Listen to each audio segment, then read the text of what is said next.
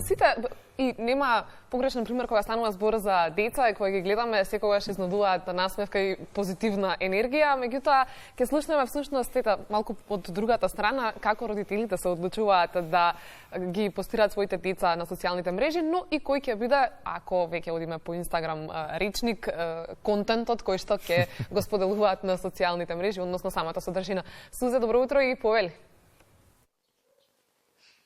Добро утро, да, убаво најавивте. Ако велиме дека родителите со одредена цел споделуваат фотографии и видео од своите деца на социјалните мрежи, тогаш еве еден позитивен пример на тоа како семејните моменти се споделуваат на социјалните мрежи на кои што се представува секојдневието на едно детенце, но со тоа пак да не се наруши нели приватноста на детето. Утрово разговарам со Николина Василевска, мајка на малечката малолетна Пале. Добро утро и добро дојдовте во Македонија наутро. Добро утро, ви благодарам за поканата.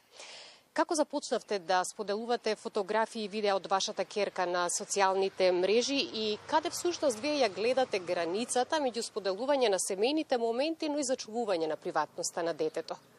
Споделувањето фотографии и видеа од мојата ќерка се случи како природна рефлексија на она што го работам, на мојата професорска работа и нашиот секојдневен живот.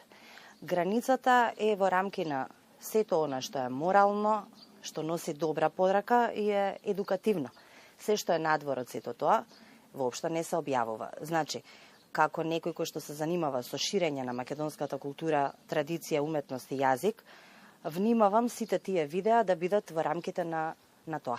Учејќи неа, ги учам и моите студенти. Предпоставувам споделување на секојдневието, но и моментите на растење на малечката Пале и како таа ги учи новите работи и се развива, нели, расте во животот. И македонските зборови, и бидејќи предавам етимологија на стари јазици, во лингвистичкото семејство јужнословенските јазици, англосаксонските и романските јазици се први братучети и потекнуваат од исти зборови во повеќето случаи. За неа се тие интересни. Имав една интересна ситуација која што ја споделив како видео, кога забележав дека почнува да ми зборува за етимологија на зборови, ми беше смешно и веднаш го уклучив телефонот и камерата, вели: "Мамо, знаеш ли од каде потекнува зборот трпезарија?" Реков: "Па не знам, кажи ми." Вика: "Па од машкото име трпе, а може и од трпеливост." Ете, тоа се убави моменти кои ги засведочувате преку фотографии и видеа. Меѓутоа, какви се реакциите на следбениците и дали некогаш сте се соочиле со дилема дали одредена содржина треба да биде или не треба да биде објавена? Треба да се внимава. Внимавам, како што реков, се што е во рамки на она што е едукативно е објавено. Многу внимавам да не објавувам видеа и фотографии од Пале кои што во текот на понатамошниот живот би го нарушиле интегритетот и би ја усрамиле. Многу внимавам на тоа и како родител воопшто никој не би сакал да го прикаже детето во некакво друго светло без знаење. Инаку нема комерцијална цел ова што го правам.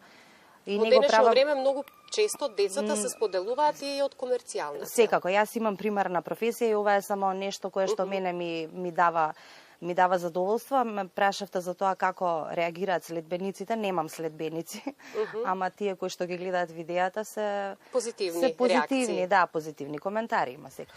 За крај на разговорот ќе споменеме дека се почесто се отвора прашањето за дигиталните права на децата како родител и нели како активна личност на социјалните мрежи. Што правите да ја заштитите вашата ќерка и што би им порачале на другите родители кои објавуваат содржини од своите деца? Така, јас како дете, детството го поминав зад камерите и знам како е тоа да се биде изложен на камера и во јавноста, меѓутоа никогаш, можеби затоа што живее во поинакво општество, никогаш не бев изложена на нешто негативно. Внимавам во тој правец да продолжи и мојата ќерка, воспитувањето нејзино. Не сакам да се поставувам како советодавач. Нели секој родител е свесен за тоа што треба да објави во повеќето случаи, меѓутоа секако голи фотографии, не знам, премногу приватни моменти не мора да бидат приложени. Ако имаат некоја позитивна цел, во тој случај да, треба да се размисли два пати пред да се стисне копчето сподели, затоа што она што го споделуваме како родители и како старатели на деца всушност е одговор за тоа какви сме ние. а имаме одговорност према малолетните деца. Јас знам дека е многу интересно и забавно сега се да се споделува, меѓутоа треба да се внимава многу. Затоа и најавив, имаат одредена цел родителите при објавување фотографии и видео од децата, но таа цел треба да биде оправдана и пред се да се почитуваат правата на детето. Секако. Ви благодарам многу за гостувањето и секако поздрав до малата Пале која што се уште спие, но ќе и посакаме убаво, среќно и радесно детство. Ви благодарам многу и вам се најдобро.